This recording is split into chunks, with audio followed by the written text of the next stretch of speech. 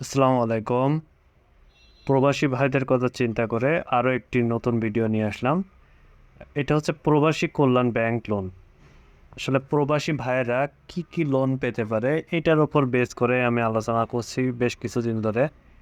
তো তারই পরিপ্রেক্ষিতে আজকে প্রবাসী কল্যাণ ব্যাংক কর্তৃক যে ব্যাংক লোন পাওয়া যায়, প্রবাসীরা যে ব্যাংক লোন সেবাটি নিতে পারে সেটা নিয়েই আসলে বেসিক আলোচনা।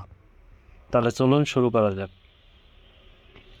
প্রবাসী কল্যাণ ব্যাংক লোন। প্রবাসী ব্যাংক আসলে দুই ধরনের ঋণ দিয়ে থাকে প্রবাসীদের। এক্ষেত্রে প্রবাসী কর্মীদের পুনর্বাসন ঋণ এবং অভিবাসন ঋণ। তো প্রবাসী কর্মীদের পুনর্বাসন ঋণটা হচ্ছে যারা বিদেশ থেকে ফিরে আসে এমন কর্মীদের ক্ষেত্রে এই পুনর্বাসন ঋণটি দেওয়া হয় এবং এটা তার স্থায়ী আয়ের একটা ব্যবস্থা করতে পারে।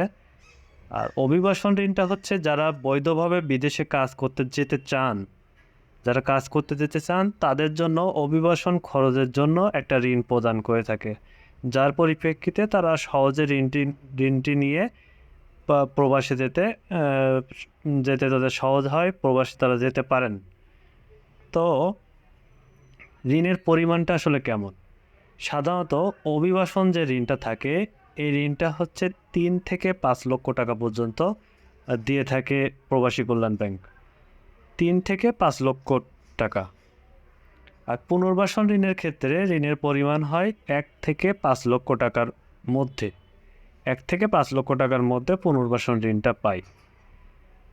এখন দেখা যাক যে ঋণের সুদের হারটা কেমন।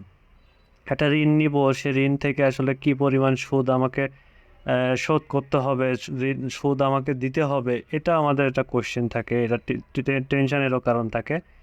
তো এই কারণে দেখা যায় হচ্ছে ঋণের সুদের হার আসলে বিভিন্নভাবে নির্ধারিত হয়। কি পরিমাণ ঋণ নিচ্ছি, ঋণের ধরনটা কেমন, ঋণের মেয়াদ কেমন হবে, এটার উপর আসলে ডিপেন্ড করে। তো এক্ষেত্রে একটা যে সুবিধা এটা হচ্ছে সরল সুদ হয়, চক্রবৃদ্ধি সুদ না। আর এই সুদের হারটা হচ্ছে 9%। এই 9% সুদের হার অনুযায়ী আপনাকে ঋণটি পরিশোধ করতে হবে। ঋণের মেয়াদ কতদিন? ঋণের মেয়াদটাও একটা ইম্পর্টেন্ট ইস্যু অনেকের ক্ষেত্রে। তো ঋণের মেয়াদ আসলে ঋণের ধরন এবং ঋণের পরিমাণের ওপর আসলে নির্ভর করে অনেকটা, যে কতটুকু মেয়াদে আসলে এই ঋণটা পরিশোধ করা যাবে। তো সর্বোচ্চ ঋণের মেয়াদ যেটা আছে সেটা হচ্ছে 15 বছর। সর্বোচ্চ 15 বছর পর্যন্ত আপনি এই ঋণটা পরিশোধ করতে পারবেন। তো দেখা যায় এটা একটা লং টাইম এবং লং টাইমে একজন প্রবাসী আসলে সময় পান যে এই ঋণটা পরিশোধ করার জন্য, তার জন্য অনেকটা প্যারাদায়ক হয় না। তো অনেকটা সময় পাওয়া যায় হাতে। এখন কত টাকা লোন দেয়? সর্বোচ্চ কত টাকা আমরা লোন পেতে পারি? অভিবাসন ও পুনর্বাসন ঋণের ক্ষেত্রে আপনার সর্বোচ্চ 5 লক্ষ টাকা পর্যন্ত ঋণ দেয়।